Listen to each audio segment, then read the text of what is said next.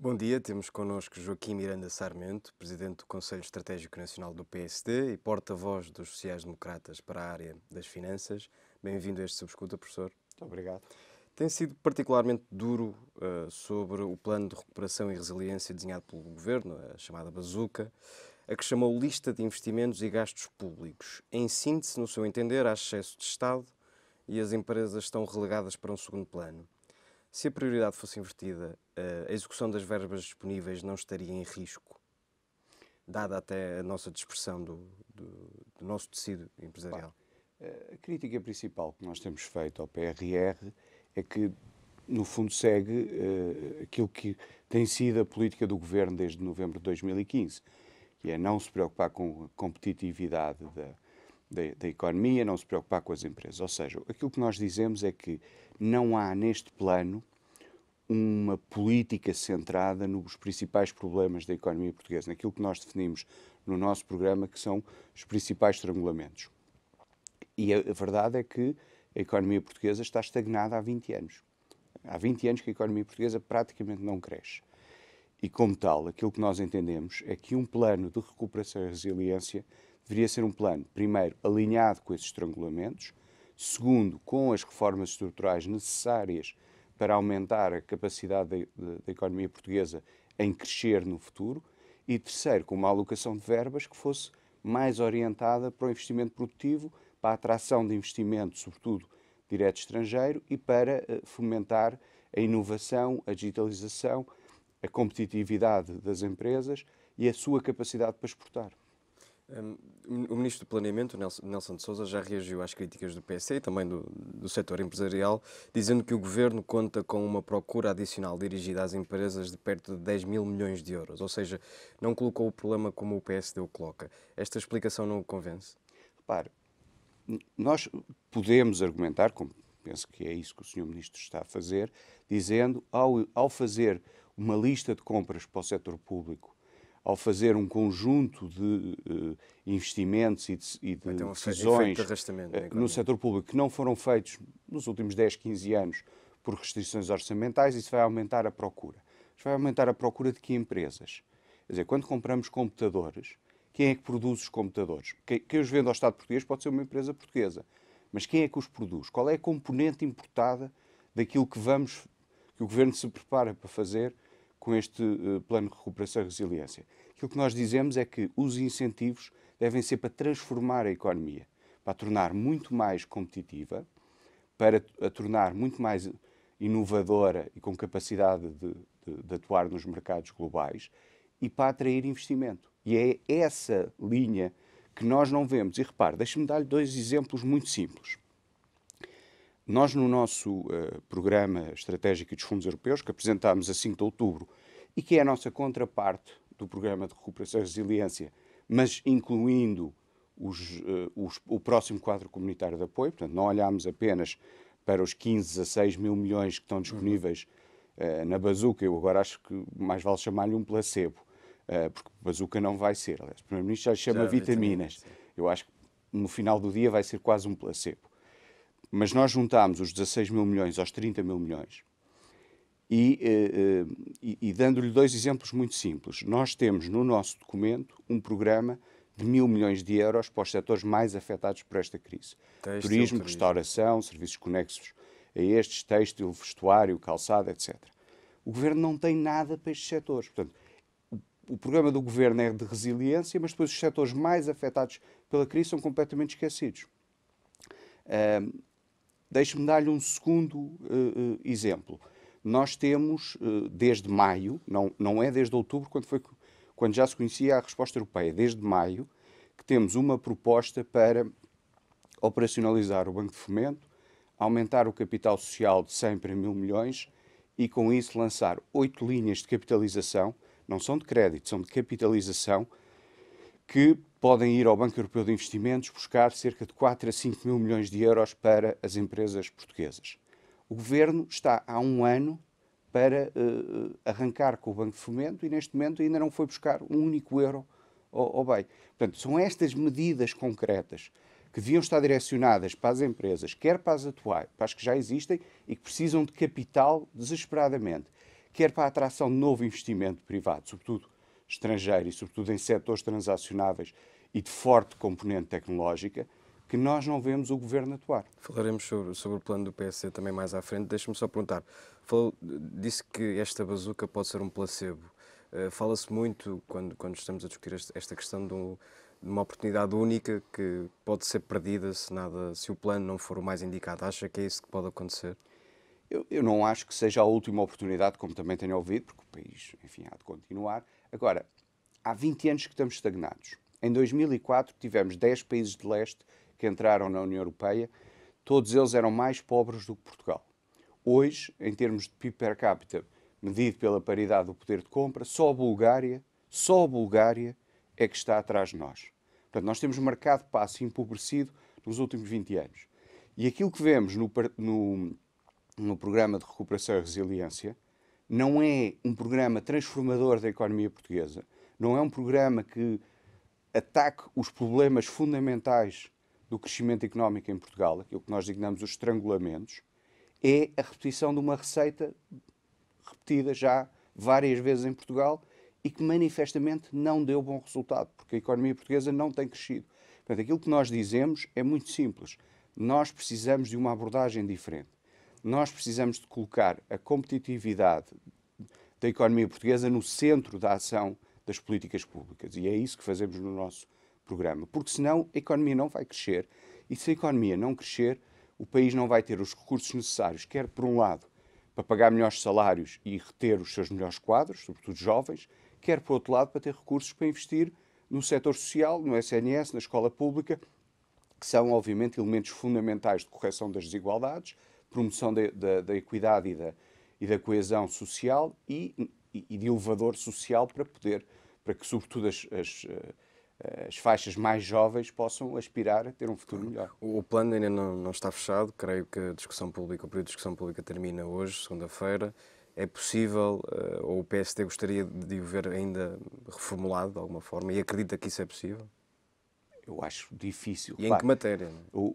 Quando o Governo apenas coloca o plano na discussão pública porque é forçado pela União Europeia e dá um prazo de 15 dias, é óbvio que pode haver pequenos ajustamentos e pequenas alterações, mas a matriz essencial do PRR, acho que não estou a ver o Governo a alterá-la, porque senão, quer dizer, seria então o reconhecimento da sua total incompetência na elaboração do plano e também na resposta que tem dado. Foi isso que, no seu entender, aconteceu? O Governo foi incompetente a desenhar este plano? O Governo, quer do ponto de vista da resposta sanitária à pandemia, embora aí, enfim, não seja a minha área, mas quer sobretudo na resposta económica que tem dado desde março do ano passado, portanto vai fazer um ano que infelizmente estamos em pandemia, tem sido de uma profunda incompetência, porque não é capaz de colocar apoios concretos às empresas no terreno, os coloca, são de pequena dimensão e chegam tarde, basta ouvir, é unânime entre os empresários, não é capaz de mobilizar os fundos europeus já disponíveis,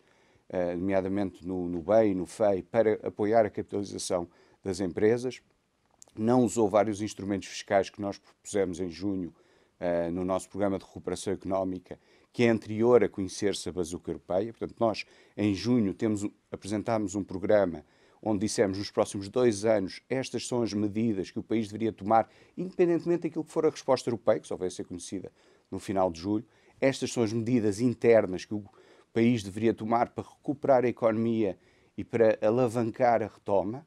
E nós não vemos o Governo a fazer isso. E quando chegamos à dita bazuca, o Governo basicamente centra-se no setor público, na administração pública, e diz, ok, vamos agora fazer o que não foi feito nos últimos 10, 15 anos, sem que se preocupar com a tal transformação do ponto de vista da economia e da competitividade, e sem se preocupar que a bazuca deveria ser, sobretudo, para alavancar o crescimento futuro. Com este plano, a minha previsão é que nós vamos passar mais alguns anos com crescimentos anémicos e não vamos ter o nível de recuperação que outras economias vão apresentar. Gostava agora de lhe colocar questões mais concretas sobre alguns projetos específicos deste plano e que do ponto de vista do Governo, poderiam eventualmente alavancar essa transformação da economia.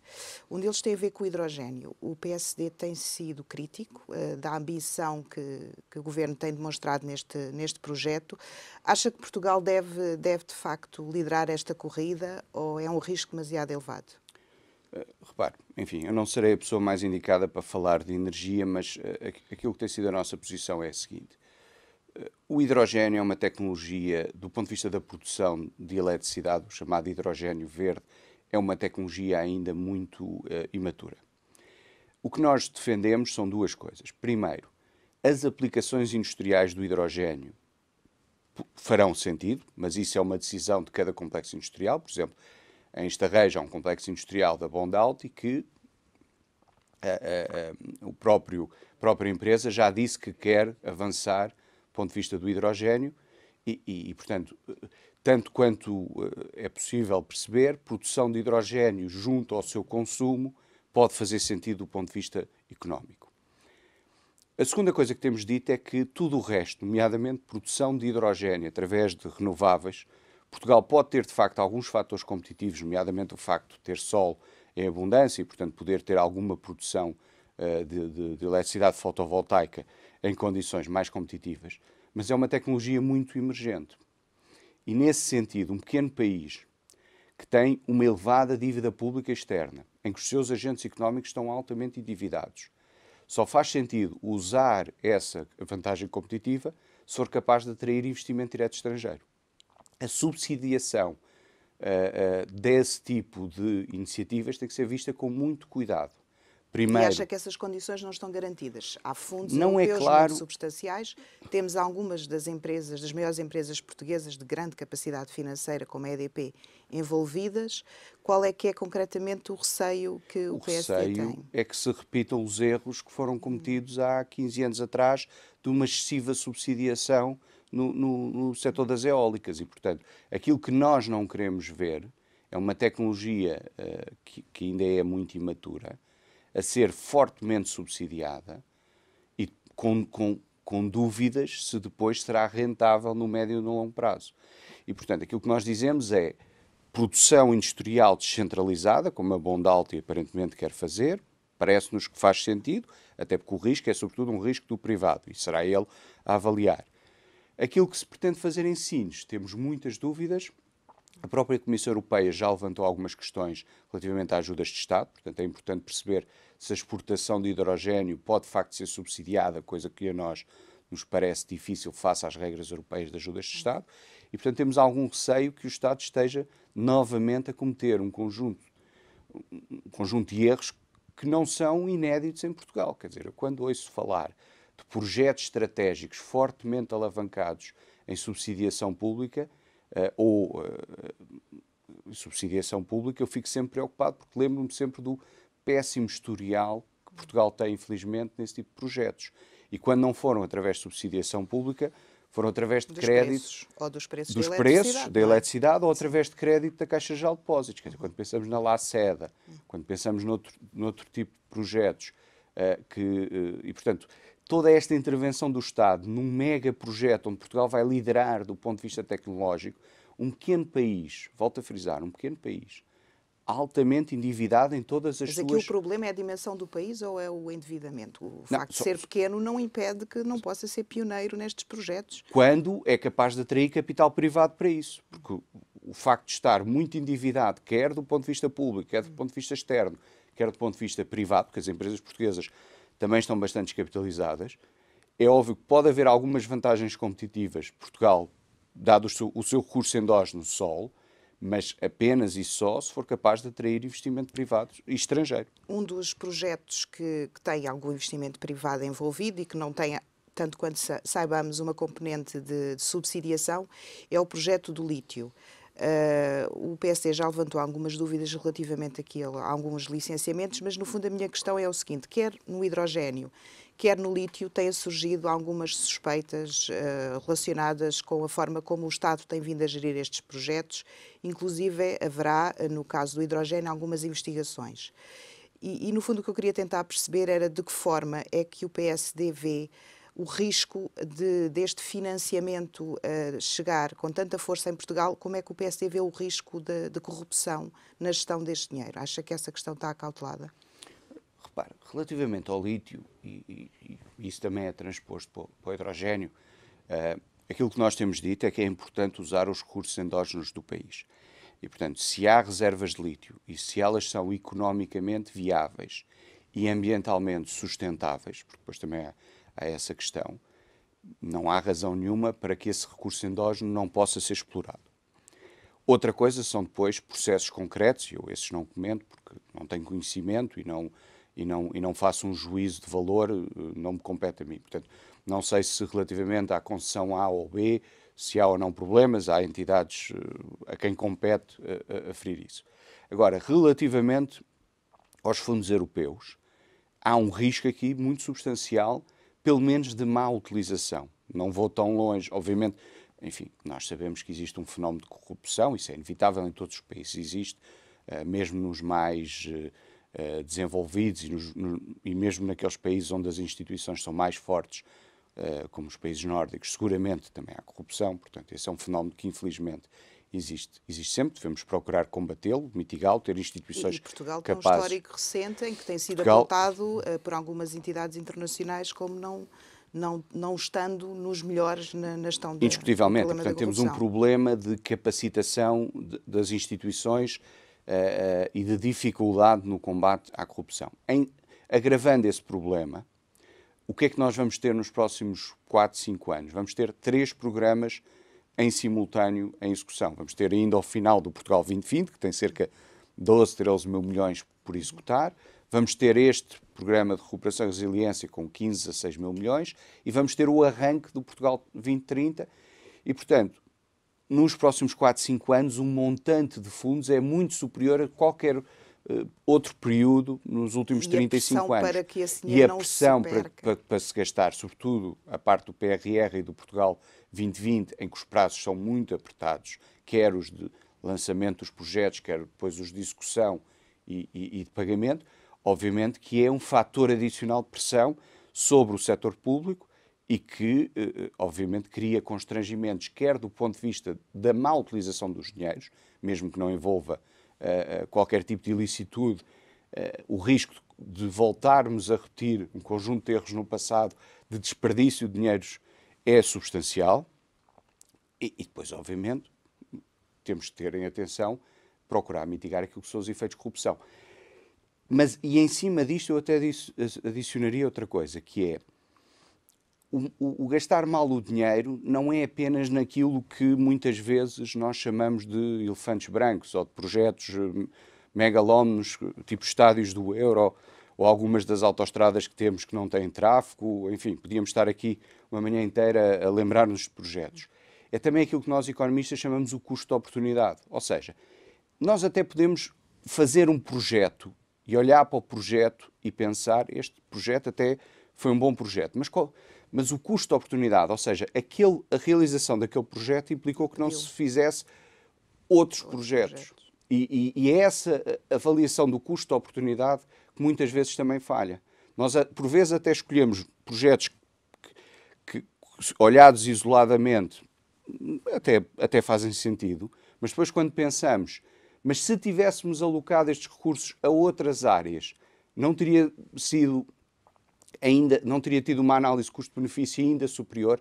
É esta falta de análise do custo-oportunidade que muitas vezes também falha. É por isso que eu também gostava de colocar a questão relativamente à fiscalização. Será certamente muito importante e nós já vimos propostas, inclusive, de se criar uma comissão parlamentar específica para isto. Parece que o Governo pretende, ou está prevista, a escolha de uma personalidade independente para fiscalizar este plano. E eu gostava de saber se isso é um caminho que o PSD agrada ao PSD, que preocupações é que tem nesta matéria e como é que acha que a fiscalização devia ser feita? Repare, nós logo em junho, portanto mesmo ainda antes de ser conhecida a resposta europeia, no nosso programa de recuperação económica dissemos que é preciso que as boas experiências da administração pública sejam repercutidas e sejam usadas nos novos desafios. Portanto, propusemos a criação de uma entidade na dependência de um secretário de Estado que esteja diretamente na dependência do Primeiro-Ministro e com assento no Conselho de Ministros, e que essa entidade centralize toda a coordenação e execução de todos os fundos europeus e do Programa de Recuperação e Resiliência.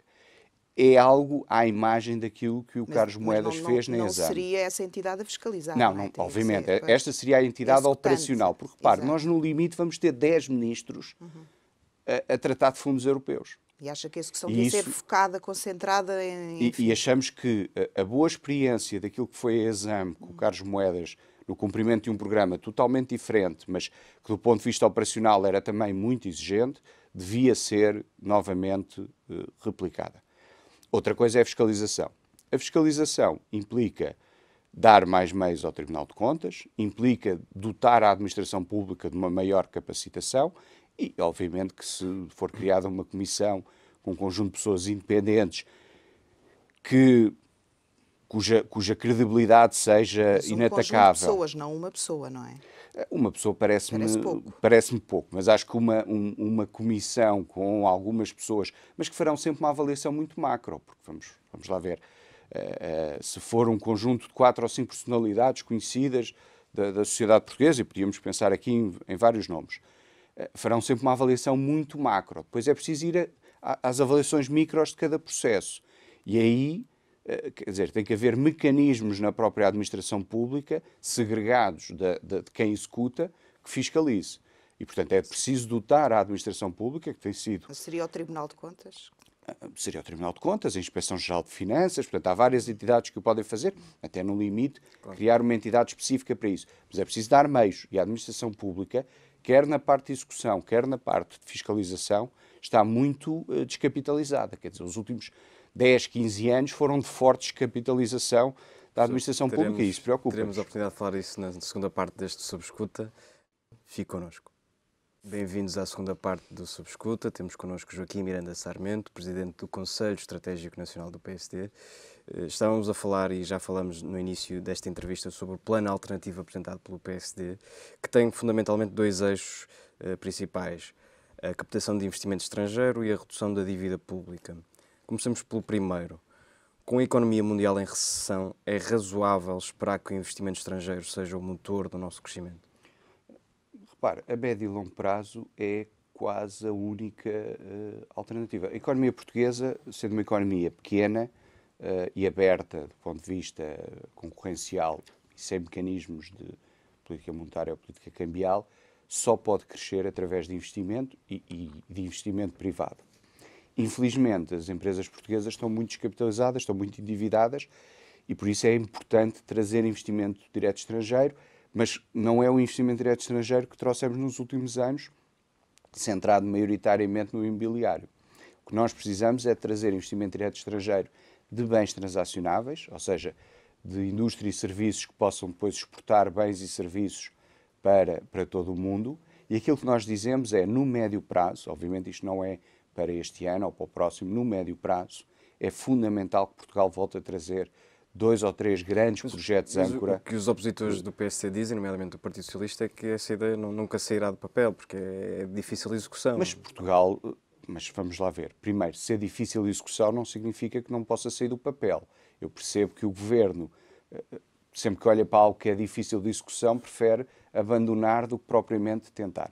Portugal já atraiu grandes projetos âncora para há 15, 20 anos. E repara, um projeto, e nós demos o exemplo da Auto Europa, porque é o exemplo mais conhecido.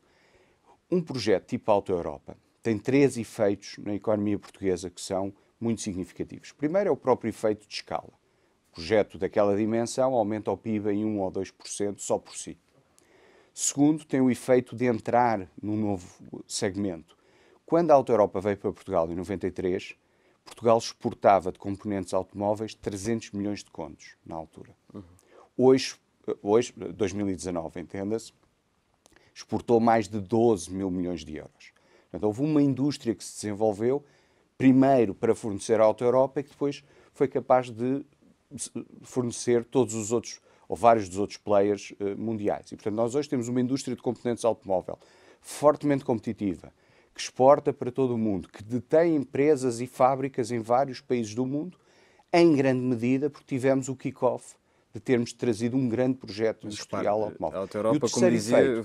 Deixa-me só terminar. E o terceiro efeito é que traz um aumento de escala, de valor e de know-how à própria indústria portuguesa. E, portanto, aquilo que nós dizemos é preciso trazer muito investimento direto estrangeiro produtivo, tecnológico, de exportação, e dentro desse investimento direto estrangeiro é preciso trazer 2 ou 3 grandes projetos âncora.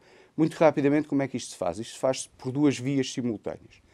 A primeira é melhorar as condições de competitividade da economia portuguesa. É fazer reformas estruturais que tornem o país mais competitivo. Justiça, custos de contexto, burocracia, sistema fiscal, mercado laboral, inovação e desenvolvimento, etc. E esta é a parte que, digamos, cria um ambiente favorável ao investimento para todo o investimento.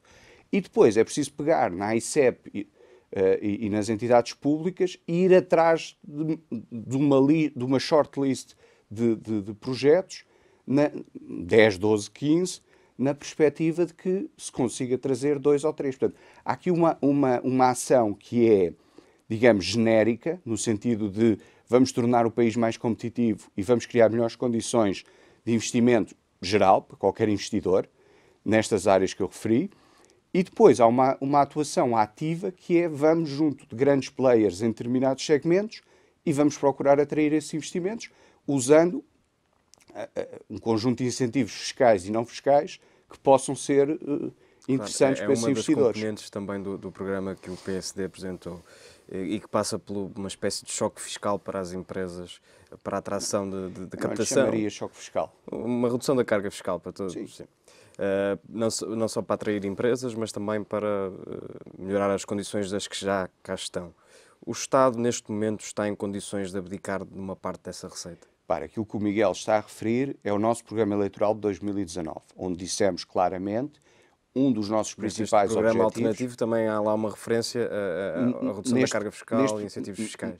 Não, neste programa alternativo há uma redução do IRC para as PMEs até 100 mil euros de lucro. Portanto, neste momento, as PMEs até 25 mil euros de lucro não pagam 21%, pagam 17%. Nós defendemos que esse limite dos 25% deve passar para os 100%, mas isso tem um efeito na receita fiscal que é absolutamente marginal.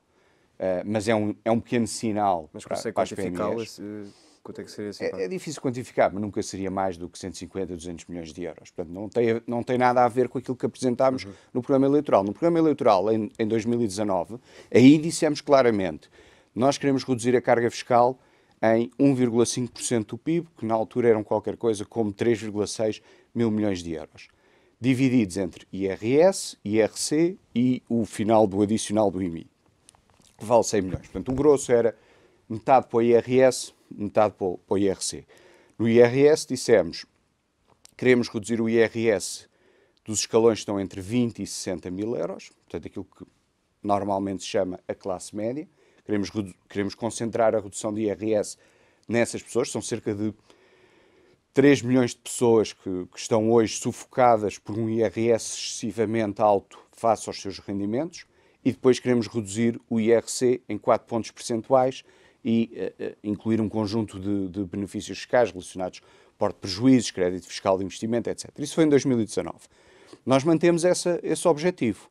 Agora, o que temos dito durante o ano 2020 é não é possível avançar já com isso tudo. Enquanto que em 2019, porque ninguém esperava uma pandemia, a perspectiva era que a economia portuguesa continuasse a crescer, as previsões na altura andavam à volta de 1,5%, 2%, consoante as entidades, e nesse cenário era possível fazer essa redução da carga fiscal.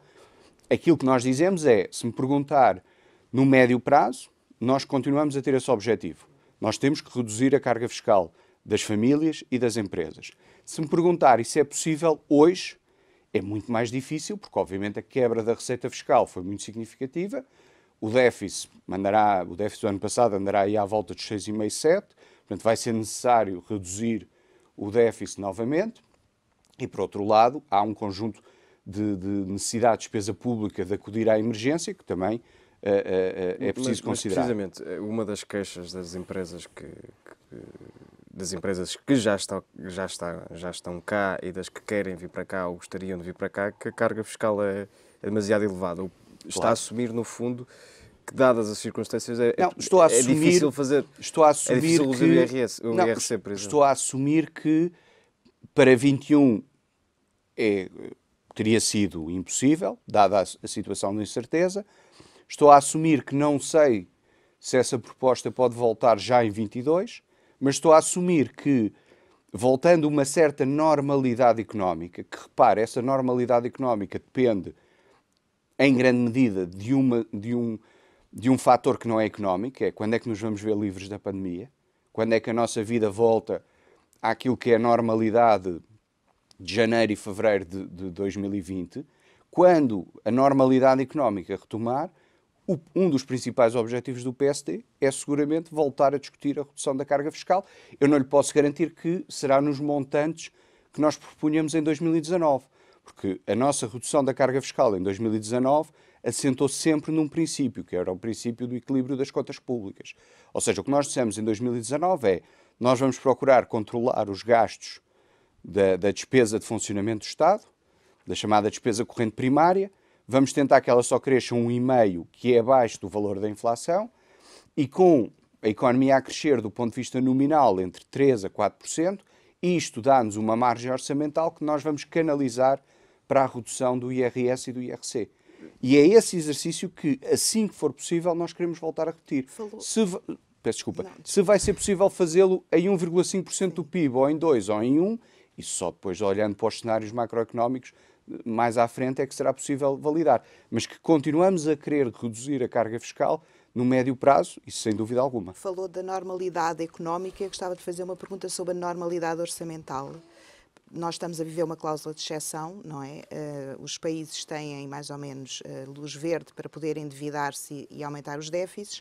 O governo português, penso que já sinalizou que pretende que essa excepcionalidade se prolongue no tempo, pelo menos até 2022. O que é que o PSD acha dessa ideia? Repare, as regras, nós sempre fomos defensores de que as regras orçamentais são importantes e são para cumprir. Agora, é óbvio que nós não podemos retomar essas regras de forma abrupta. Ou seja, nós precisamos de algum... Nós, quando digo nós, a Europa em geral, quer dizer, os outros países, a maior parte deles também têm déficits muito acima dos 3%. Aliás, creio que em 2020 não terá havido, pelo menos na zona euro, nenhum país com déficit abaixo dos 3%. E, portanto, todos os países vão precisar de tempo. Mais importante do que a discussão se as regras voltam em 22 ou em 23, na minha opinião, é a discussão sobre a dívida pública. E por isso é que nós, no nosso programa, e é extraordinário que o Programa de Recuperação e Resiliência nunca refere nada sobre a dívida pública, nós 80% até nós ao final temos da década. um plano no nosso programa de reduzir substancialmente a dívida pública até ao final da década, que é uma combinação de retomarmos o crescimento económico a partir de 2023 e aumentarmos o crescimento económico em função daquilo que são as nossas propostas no programa, retomarmos um saldo primário, ou seja, um saldo sem contar com a parte dos juros, também na ordem dos 3%, que era aquilo que tínhamos em 2018, 2019, e as taxas de juros manterem-se relativamente baixas. E, de facto, a taxa de juros média da dívida pública demorará tempo a subir. A esse propósito, deixe-me perguntar aqui... Mas só para terminar, Miguel, portanto, para nós a discussão mais relevante é qual é o plano credível que o Governo tem para reduzir a dívida pública e manter os investidores tranquilos sob o ponto de vista da dívida pública portuguesa.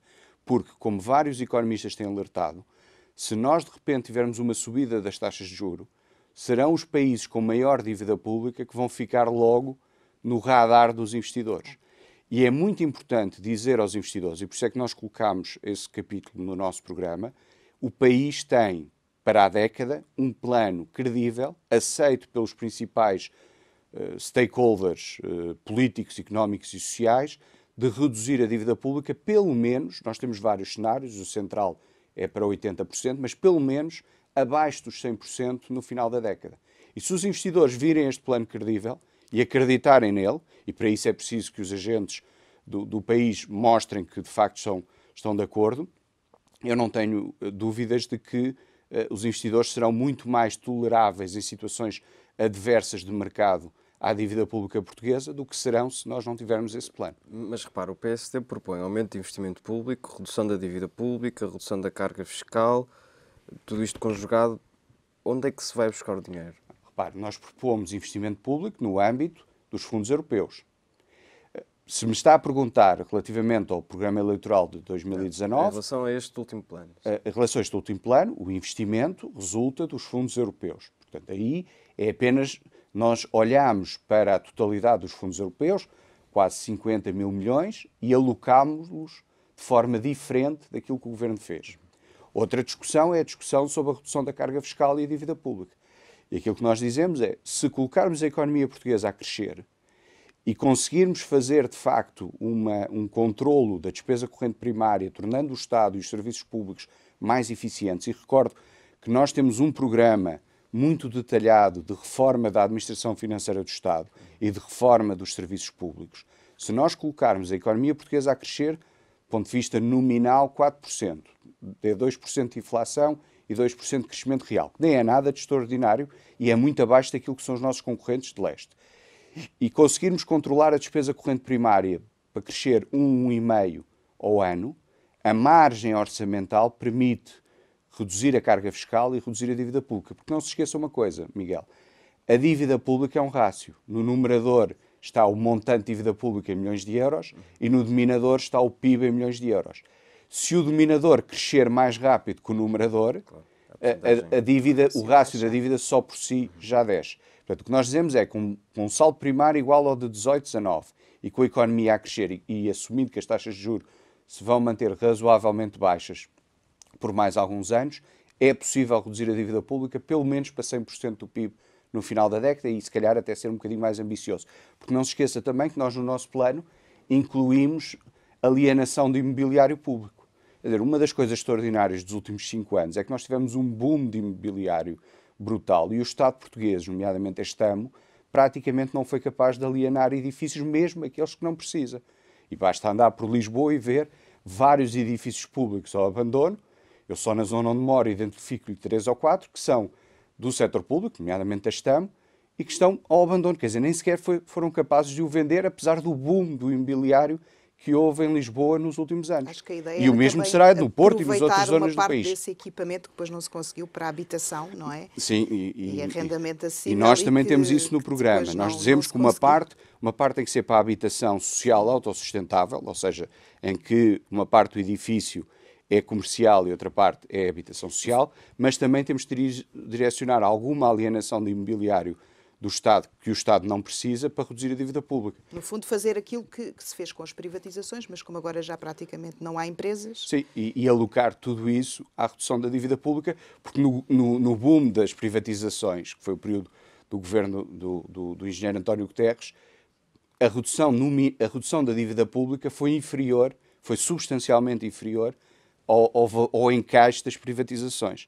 E, portanto, aquilo que nós dizemos é, com crescimento económico, com controlo da despesa corrente primária, com saldos primários iguais aos que tínhamos em 18, 19, e com alguma alienação de imobiliário público que não é preciso, nós podemos colocar a dívida pública numa trajetória descendente e sustentável no final da década. Então, do seu ponto de vista, considerando esses instrumentos que acabou de referir para o reequilíbrio das contas públicas, acha que há lugar para uma discussão que tem vindo a crescer sobre a possibilidade de se criar um imposto extraordinário para, digamos assim, sobre as pessoas e sobre os rendimentos que não foram afetados pela pandemia, para ajudar a pagar os custos da gestão da pandemia? Acho que é uma má discussão.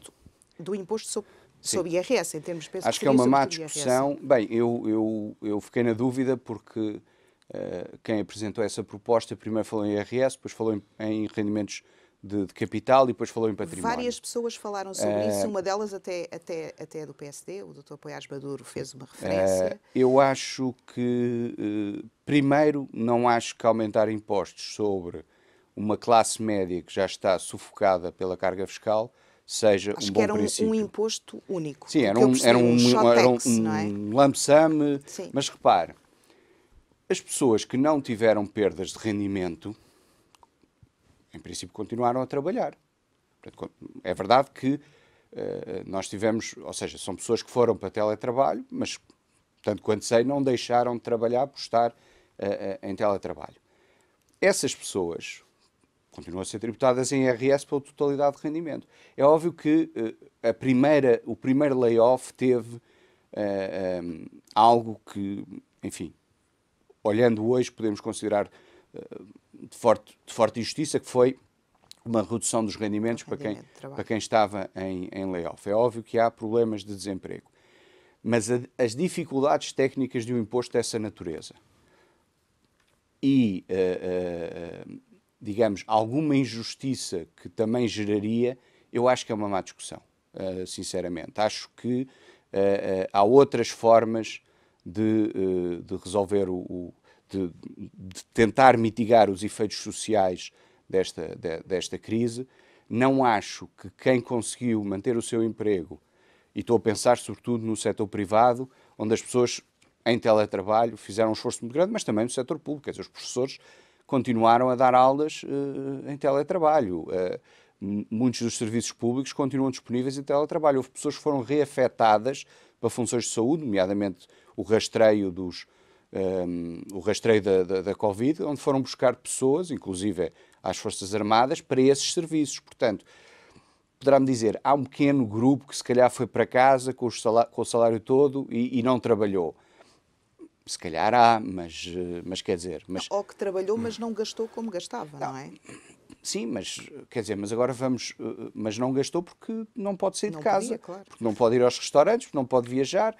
Mas quer dizer, mas vamos penalizar também essas pessoas? Eu acho que a discussão de aumentar impostos num país onde a classe média já está sufocada de impostos, quer dizer, onde rapidamente se chega... Repare, rapidamente se chega a taxas de imposto de IRS 35%, 40%, 48%, a que depois soma os 11% da Segurança Social.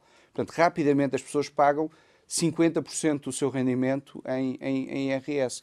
E, portanto, sobre essas pessoas estar a tributá-las ainda mais, não me parece que seja uma boa discussão. Estamos a chegar ao fim do nosso programa. Deixe-me só colocar duas questões sobre o futuro e o futuro político do país. Vamos entrar numa fase decisiva com a entrada destes milhares de milhões de euros na economia portuguesa e ainda recentemente denunciou aquilo que, no seu entender, é a farsa orçamental de João Leão. Aparentemente o Bloco continua... E de Mário Centeno. O Bloco aparentemente continua desencantado com este governo, o PCP é uma incógnita. Neste contexto, e quando estivermos a discutir o Orçamento do Estado para 2022, o PSD não está obrigado a aprovar e a articular-se com o governo sob o risco de somar uma crise política à crise económica e social? Mas a crise política, se existir, resulta exclusivamente do Primeiro-Ministro. O Primeiro-Ministro é que disse ao Expresso. É, não sei se o Miguel estava nessa entrevista. Não estava. Não, peço desculpa. Mas o Primeiro-Ministro é que disse ao Expresso que no dia em que o seu governo dependesse do PSD, o governo acabava. Mas há aqui um lado de responsabilidade do PSD também. Mas também há um lado de responsabilidade do Primeiro-Ministro. Se o Primeiro-Ministro acha que o apoio do PSD... perante o país. Sim, mas repare, de nada serve a responsabilidade do PSD. Recordo que o PSD, sobretudo desde o início da pandemia, votou sempre favoravelmente o estado de emergência e em algumas das votações, penso que se o PSD tivesse votado contra, o estado de emergência não teria passado. E, portanto, o PSD votou sempre favoravelmente o estado de emergência, exatamente porque o governo tem que ter mecanismos constitucionais para depois poder tomar medidas de combate à pandemia. E o PSD votou favoravelmente o orçamento retificativo. Portanto, do lado do PSD, houve sempre a responsabilidade de perceber que, no início desta crise, em que, de facto, ninguém sabia nada sobre a pandemia e todos os países a nível mundial estavam, enfim, numa situação muito difícil e sem saber muito bem como responder, o PSD disse, nós estamos aqui para ajudar o país e nós estamos aqui para que o governo, naquilo que precise e que tenha que vir ao Parlamento, que seja de resposta à pandemia, nós estamos disponíveis. E daí a votação no estado de emergência e daí a votação no retificativo. A responsabilidade pelo país é sobretudo do Primeiro-Ministro. E, portanto, quando o Primeiro-Ministro diz que o governo dele não pode depender de um apoio do PSD, não há mais nada para discutir. Quer dizer, se o Primeiro-Ministro não se colocar de acordo com a esquerda... E acha que António Costa pode ter a tentação de provocar essa crise política? Isso não sei, terá que perguntar a ele. Quer dizer, pode ter a tentação para ter uma maioria absoluta? Não sei, acho muito difícil. Mas, quer dizer, não serei também a pessoa mais avaliada para fazer esse tipo de comentários políticos. Agora, a posição do Primeiro-Ministro, que é uma posição que radica na escolha que ele fez em novembro de 2015, tem que ter consequências e, portanto, o Primeiro-Ministro, repara, até porque, e eu já disse isto, penso que até foi numa entrevista consigo ao Expresso, se não estou em erro, o PS e a extrema-esquerda colocaram sempre de acordo nos orçamentos em que as coisas estavam a correr bem, em que a economia estava a crescer, em que havia, enfim, alguma margem orçamental, aí colocaram sempre de acordo. Agora que as coisas estão difíceis, já não são capazes de colocar de acordo, então que visão do interesse nacional é que essas forças políticas têm? Quando corria tudo bem, era fácil estarem coligados no Parlamento. Agora que o país está a atravessar uma crise muito severa, já não são capazes de se pôr de acordo, então quer dizer que o interesse nacional para eles não é relevante. Uma última questão, e peço-lhe que responda de forma muito sintética, tem sido e foi ao longo desta entrevista muito crítico do plano de recuperação desenhado pelo Governo. Se amanhã for Ministro das Finanças, como é que vai gerir um país com um plano no qual não se revê? Miguel, a decisão de ser Ministro das Finanças não depende de mim. Agora, depende em primeiro lugar do PSD ser Governo, do Dr. Rui Rio ser Primeiro-Ministro, e depois convidar-me. Mas aquilo que nós teríamos a fazer se fôssemos Governo, são 3 programas que apresentámos ao longo de 2020. O de Emergência Económica em Abril, o de Recuperação Económica em Junho e este Programa Estratégico dos Fundos Europeus em Outubro. Obviamente que com a informação e com os recursos de quem está no Governo, se calhar teríamos proposto algumas coisas diferentes, ou se calhar até teríamos proposto mais coisas. Mas em traços gerais, aquilo que nós estaríamos a fazer é aquilo que apresentámos em 2020. E este, para mim, é o ponto mais importante. Um partido da oposição que quer ser alternativa só pode criticar se mostrar que tem essa alternativa. E nós mostramos ao longo de 2020 que temos uma alternativa, temos a capacidade de ter uma equipa, porque neste programa participaram mais de 200 pessoas. O SEN tem entre a sua direção e a coordenação das 15 áreas temáticas cerca de 50 pessoas. Mas nós temos uma equipa e temos um programa. E, de facto, só se pode ser a oposição credível a criticar, mostrando às pessoas que há uma alternativa. E é isso que temos procurado fazer. Nós dizemos que este programa de recuperação e resiliência do Governo, na nossa opinião, não vai resolver os problemas do país. Aquilo que nós faríamos se fôssemos Governo era isto. Muito obrigado, Joaquim Obrigado, Sarmento. Obrigado por nos ter acompanhado. Pode ouvir esta entrevista na Rádio Observador, no site do Observador e também nas nossas redes sociais.